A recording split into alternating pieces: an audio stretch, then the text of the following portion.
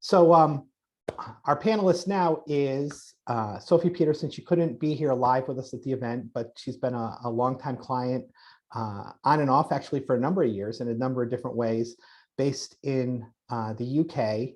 And instead of me introducing you, why don't you just give like a quick 2-second background of who you are, how long you've been in recruiting, and what's some, like when you came to us, what were a couple of the biggest challenges you faced that were kind of, either holding you back, keeping you stuck, and what are some things you put in place to kind of move forward? Okay. Yeah, my background is that I've been in recruitment for 20 years, very sort of niche area, sort of actuarial risk investment. And I was doing pretty well because you sort of can rely on your knowledge and ability to a certain extent, but I was sort of coming up against the ceiling of always being up against lots of other recruiters, never being exclusive, having to be dealing with HR, which is a challenge. And I sort of felt that I just wanted to go to the next level. And when you work on your own, it's very difficult because ultimately you don't have a manager, you don't have people that you can kind of bounce ideas off because you're on your own. So I think I got one of Mike's emails and signed up. That was back in 2015.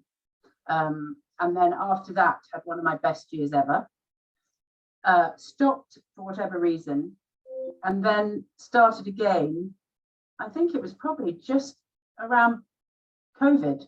I think you're right. Yeah. Yeah. And I think the game changer from that point of view was having meetings on Zoom.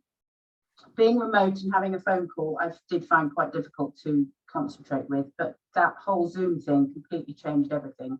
And I think key for me was actually accountability, holding my feet to the fire, and organization and planning, and really being given a very prescribed set of steps in order to get exclusive or retained, raise your margin, and just make everything a lot more effective with using the metrics, which I have been a great believer in for years, but it's interpreting the numbers, which again, metrics man, who I'm sure you'll meet, will will go into more detail about. Yes, Deanna has already taught metrics, so I have met metrics man. So when you say like accountability and better planning, take that, especially for, as like you said, someone who works by themselves, in that office. What did that mean to you? Because obviously we're holding you accountable to what you wanted for yourself. We didn't tell you, here's what you should want. We don't should on you. You kind of got clear on what you wanted, that you kind of talked about being up against it, and that next level was. Yeah. So once you define that, how did the accountability and the planning keep you on target? I think the Monday meeting is a really good tool, because again, you fill in the weekly planning tool together and it reminds you to get on track with certain things.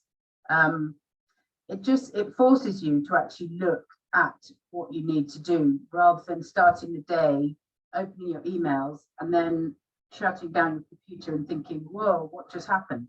It just makes you be much more organized and use your time more effectively, and keep coming back to the 3 key things that you're actually trying to achieve, and not wasting time going down sort of rabbit holes, or getting to the end of the day and forgetting the 5 main calls you had to do because you just didn't write them down, you weren't planned. So again, that sort of agenda of time and accountability and just being organized, which I think really helps anybody.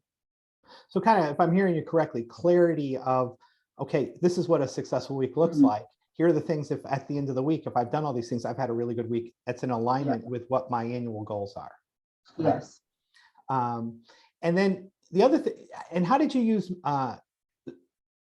don't have to use specific numbers on billings or anything like that, but like percentage growth, and how did you use metrics as part of that process to keep you on track? Metrics are just a fantastic tool, and I'm a complete number phobe, which is bizarre being in actuarial recruitment. Just all numbers. I work with concepts, good at concepts. So it was about knowing that even if you go through a dry spell and you're not making the money, and you kind of we all start to get a little bit scarcity minded, we start getting worried, we start thinking, oh God, when's the next paycheck coming in, that kind of thing. What the metrics do is give you very clear targets, and the program helps you achieve that by literally starting at what your goal is and working backwards. So every week you know exactly what you need to hit. The ratios will change as your sort of business year changes in terms of, you know, hit rates and stuff, but it always gives you a completely up-to-date running sort of total of what you really need to be achieving. So I know that it's, you know, Friday evening and I've hit my targets and I've had a good week. So I don't have to worry, because that's what metrics do. It just keeps you knowing you're doing the right thing at all times.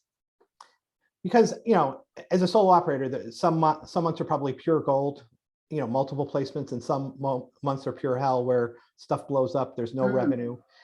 Have you ever not seen, now that you've tracked metrics for a few years, the numbers catch up to what they're supposed to be?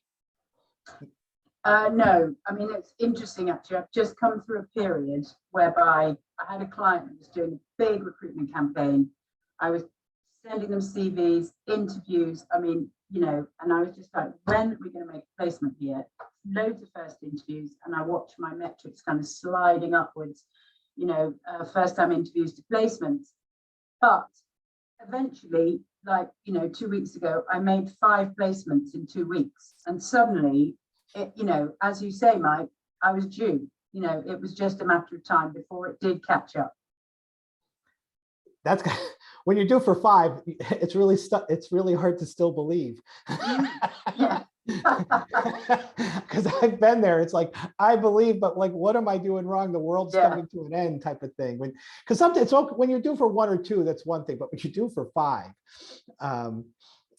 and then switching gears a little bit, you said, you know, being able to get either more exclusives, more retained. What were the shifts you put, the shifts in the strategies you put in place to alter that? I think a lot of it boiled down to not dealing with the dross, if I'm being honest, not just seeing every vacancy or every role that they throw you as being something to work on. I've got the ditch, do or improve thing on my wall. So again, you're just saying, does that meet my ideal role? Which gives you more time to do the things that earn you the money, as opposed to working on the wrong things, which won't earn you the money. And I think also a lot of it was confidence of just asking clients, this is how I work, this is my margin, my retained search process is this. And again, the training that you've given around exactly how you explain it and why it works is really compelling. So that's worked. And so I've had 4 retained searches in the last, I don't know, 2 years, having never had any in the previous 18. So, you know, that's just been brilliant. And it's wonderful to think I am going to fill this role because I'm the only one working on it, and they've given me money up front. So you can do a really good professional job because they've given you that sort of ability to do it properly. And like you said, since you kind of hit that upper limit a couple of years ago, what %, if you had a ballpark it, have your revenues grown from the last year or 2? Luckily, that's quite an easy sum. I think it's probably third. The last 2 years have probably been 2 of my top years. And it's probably been either 50% to 30% to 50% higher. Is it? Actually, no, it's the wrong question to ask somebody who's not very good at numbers. No, more than that, it's 50% to 70% higher. Well, now you can even feel better going into your weekend, Sophie.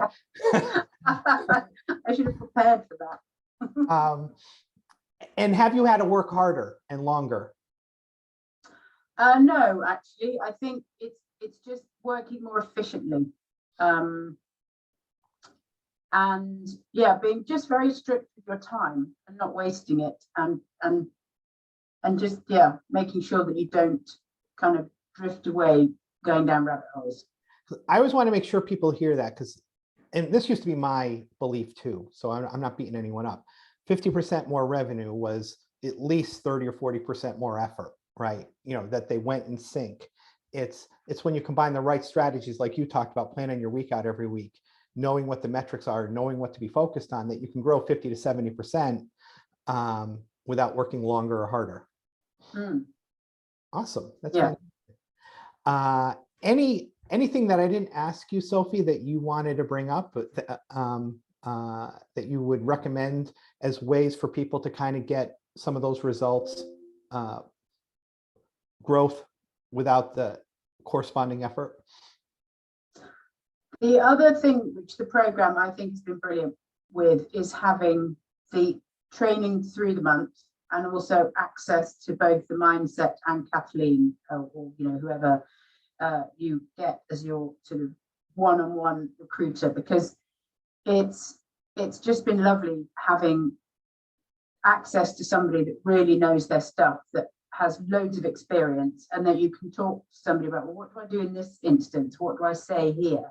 And there's just a fountain of sort of relevant information and experience that you can just use. And that, again, that I think also has been the game changer for me, just being able to just ask advice from somebody that's, you know, an expert. Well, I appreciate your time. I appreciate you making me your last bit of work on a very productive week.